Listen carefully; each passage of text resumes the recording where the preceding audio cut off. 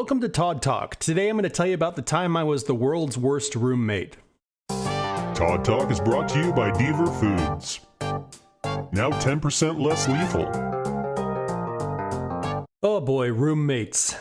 So when I turned 18, I moved out. I was the kind of kid who just could not wait to get out on my own, be out from under the thumb of authority, and have the whole world as my oyster.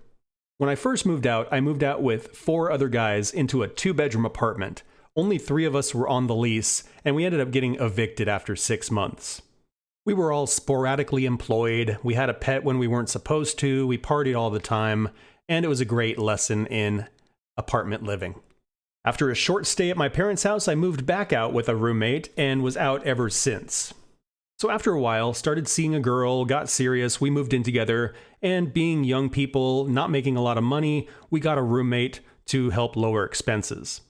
My girlfriend and I had 1 bedroom, he had the other bedroom, but we still split everything 3 ways. So she and I were paying for most of the bills and electricity and rent and things like that, just the way it kind of worked.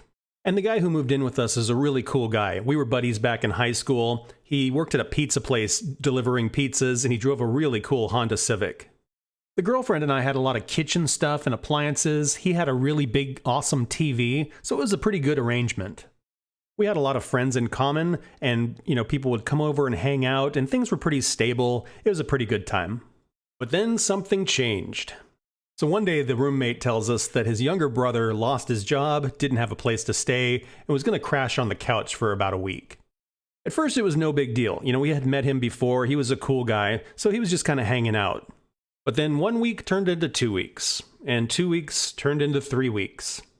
And sort of like a hobo, he was just living on the couch. So when you wanted to watch TV, there was just always somebody taking up part of the couch. And all of his belongings were just kind of stuffed behind the couch, between the couch and the wall.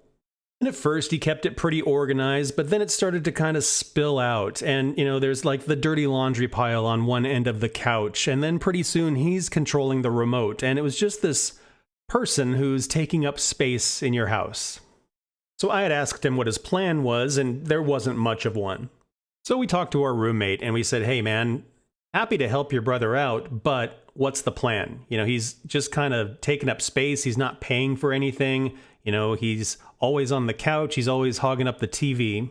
And his response was, it's my couch and it's my TV.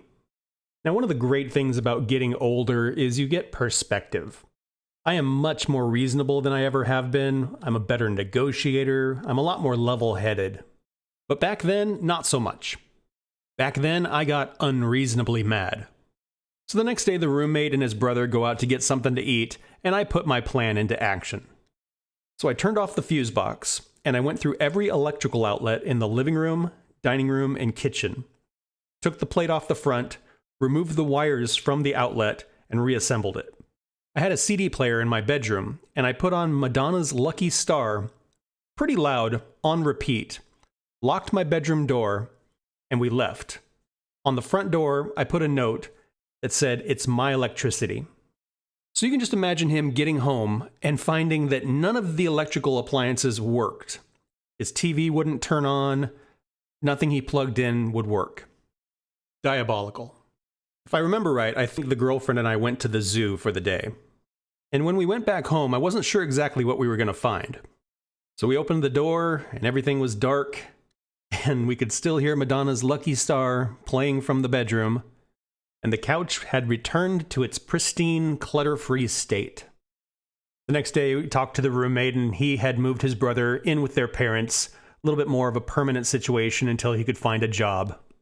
And then he was like, what did you do? Like I said, when you get older, you get a little bit more mellow, a little bit more reasonable. Most people do. Not everybody. Some people never learn. Generally speaking, I'm still not great with conflict, but I'm much, much more collaborative and cooperative. That being said, sometimes it's just really great to say, checkmate.